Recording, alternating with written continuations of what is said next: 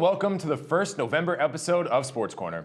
I'm Cole Young, and for the first time in history, the Texas Rangers are World Series champions. Game 5 was an absolute battle, with both Nathan Eovaldi of the Rangers and Zach Gallen of the Diamondbacks pitching lights out through the first 7 innings.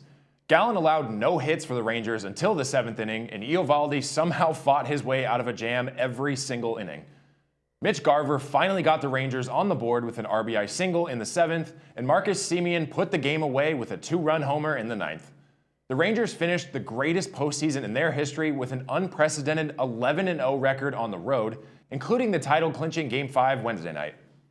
After 2 straight seasons with 100-plus losses in 2022, the Rangers convinced 3-time champion Bruce Bochy out of retirement to be their manager and spent about $500 million signing Corey Seager and Marcus Semien. It is very apparent that that was money well spent. Seager won his 2nd World Series MVP, Semien was incredible all postseason, and Bochy became the 6th manager with 4 or more World Series titles. Congratulations to the Rangers on winning their first championship in the 63-year history of their franchise. Outside of baseball, the excitement around the NFL has ramped up with the trade deadline earlier this week. Arguably, the biggest name that was dealt was edge rusher Chase Young. The Washington Commanders traded the defensive end to the San Francisco 49ers in return for a conditional 3rd-round draft pick. After being drafted 2nd overall out of Ohio State, Young had 14 sacks, 90 tackles, and 6 forced fumbles with 3 recoveries in 34 games over his 4 seasons with Washington. This year, he had 5 sacks in 7 games after he missed the opener with a neck injury. Young boosts an already stacked defense on the 49ers, loaded with talent like Nick Bosa and Fred Warner. Not only did Washington deal out Young, but they also traded their other defensive end, Montez Sweat, to the Bears in exchange for a 2024 2nd-round pick. Sweat has 6.5 sacks this season, and the Bears as a team only have 10.5. One of the most unfortunate stories of the NFL this past week was Kirk Cousins.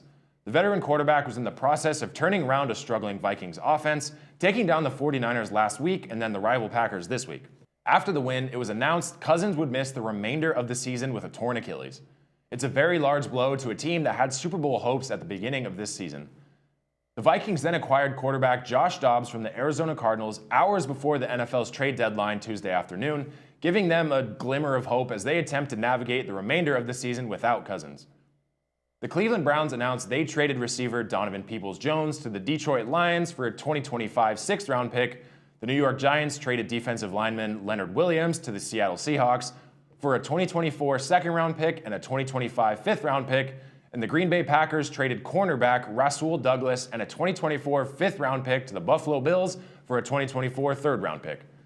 The Bills also signed veteran free agent running back and Super Bowl champion Leonard Fournette.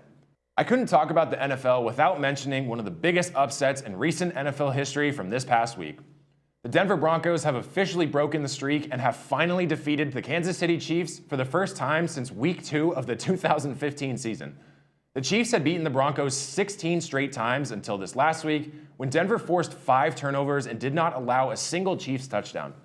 The Broncos enter their bye week on a high note, while the Chiefs prepare for their matchup with the high-powered Dolphins in Germany this week. More news out of the AFC West. The Raiders have officially fired head coach Josh McDaniels, offensive coordinator Mick Lombardi, and general manager Dave Ziegler. This massive house-cleaning move comes after the Raiders' embarrassing loss to the Lions on Monday night. The Raiders went a combined 9-16 without a playoff appearance under McDaniels and Ziegler, as McDaniels finished his Raiders career with the 3rd worst record of any Raiders coach with at least 25 games. On to my picks. I finally had a bounce-back week going 4-0 and bringing me to 19-13 on the season. For this week, I'm going with the Saints over the Bears, the Bucs to beat the Texans, the Rams to bounce back against the Packers, and this might be the first time I've ever picked the Browns, but the Browns to beat the Cardinals. The NBA is fully underway, as is the NHL, and the Ducks and Kings are off to a solid start, as are the Lakers and Clippers. So hopefully all SoCal teams across all sports will have solid seasons. As always, there are tons and tons of sports to watch this weekend, so be sure to check out as much as you possibly can. Enjoy another beautiful fall weekend and come right back next Friday for more news and updates. As always, thanks for watching. I'm Cole Young. I'll see you next time.